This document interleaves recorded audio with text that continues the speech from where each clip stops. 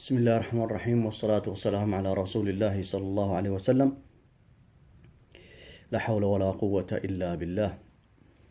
waxaan rabaa insha allah inaan su-aal meeshan aan ka jawaabo.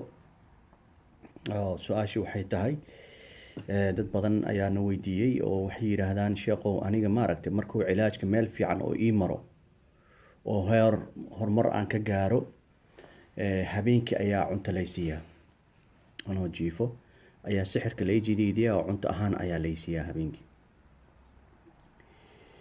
horta waxa waaye arrintaani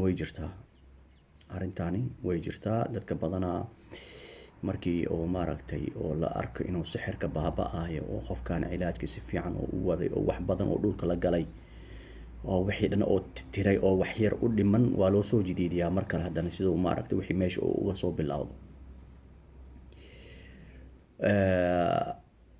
waxa calaamadan lagu garto anaga qofka aan weydiino ugu muhiimsan waxa waaye qofka markuu hurdada kasoo kacayo wuxuu dareemaya dhadhanka cuntada uu cunay ayuu afkiisa ka dhadhamaysaa.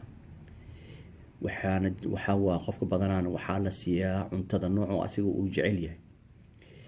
qofka hadduu xalwad uu jecel yahay wuxuu arkayaa habeenkaasoo xalwad cunayo, hadduu bariis jecel yahay, hadduu oodkac jecel yahay, hadduu baasta uu jecel waxa asaga uu jecel yahay ayaa habeenkaas la siinayaa. marka subaxdii markuu soo kaco dhadhankii xalwada ayuu afkiis ka dhadhaminaya weli. marka calaamada ugu weyn anaga aan qofka aan weydiinan waay ma dhadhamisay ma dhadhan ma ka dareentay afkaaga markaad soo kacday. hadduu haan yiraahdo waxaa noo soo baxayo inuu qofkaasi maaragtay sixirka loo jidiidiyo. laakiin qof waliba oo riyoodo oo arkay isagoo cunto cunaayo ma aha in sixirka loo jidiidiyo. waa shaydaanka ayaa kugu cayaari kara oo wuxuu ku leeyahay adiga waad dadaashay waa kana haddana cuntaa lagu siiyey marka sixirka meesha kasoo bilaado. wuxuu rabaa niyada inuu kaa dilo ayuu rabaa. marka waxaas dhagaha u dhigin, wax sixir lagu jidiidiyo ma leh. waa kaliya in lagu cabsiyaa la rabaa in niyada lagaa dilo dismoraal kugu dhaco. laakiin waxa waaye dhibka jira waxa waaye anaga dadka badanaa maaragtay oo aan u sheegnaa waa inuu guriga maaragtay tahliil lagu bilbilaa, biyo cusbale waa in lagu bilbilaa, waa inuu wixii anaga aan ugu talagalnay oo xabasoodada ahayd, xarmalka ahayd, qasalka iyo feejalka afartaas waa in qur-aan lagu akhriyaa oo lagu shidaa guriga. arrintan dad badan ayay culeys ka saarantay lianna waxaa loo ogyahay faa-iido weyn inay ku jirto walaalayaal. shaydaanka guriga ku jira wuu ka baxaya, wuu cararaya. hadduu banaanka istaago soo kusoo galo way adagtahay. kuleelka sixirka kaasoo gaaraya wuu ka istaagaya.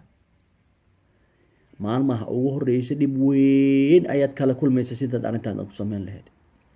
hadda anaga waxaan qabnaa u yaraan 200 iyo kor waxay u dhaafan oo maaragtay oo dad ah ayaan whatsappka maaragtay ayaan cilaaj ugu bilaabnay oo adduunka meel walba kala joogo.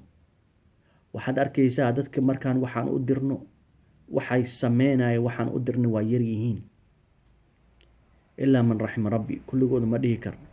waxa kaliya ku adag waxa waaye walaalay guriga tahliil ku bilbil, walaalay wixii lagu shiday ku shid.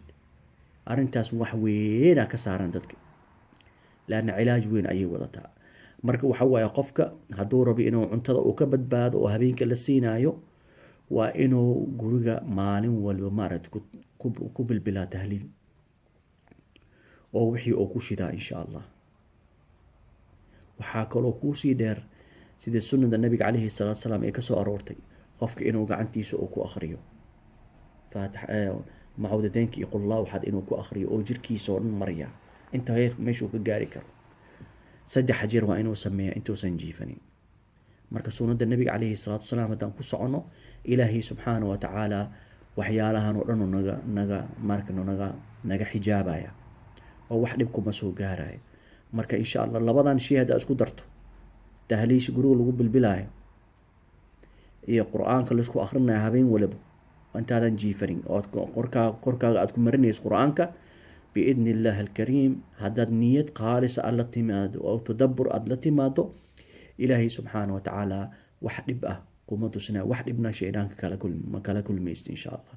marka insha allah ku dadaal arrintan xooga saar, ha ka jiifanin, mustaqbalkaaga ayaa ku xiran, caafimaadkaaga ayaa ku xiran, mustaqbalka familigaaga ayaa ku xiran, ilmahaaga ayaa kaa baaba-aayo, waxawaaye mustaqbal ay ku seegaysaa. marka insha allah arrintan si fiican xooga u saar, anagana noo soo dacay inuu ilaahay subxaana wa tacaala camalkeen naga aqbalo. insha allah hadalka intaanaan ku dhameynayaa. subxaanaka allah wabixamdik, ashhadu an laa ilaaha ilaa ant, nastakfiruka wanatuubu ilayk. wassalaamu calaykum waraxmat ullaahi wabarakaatuh.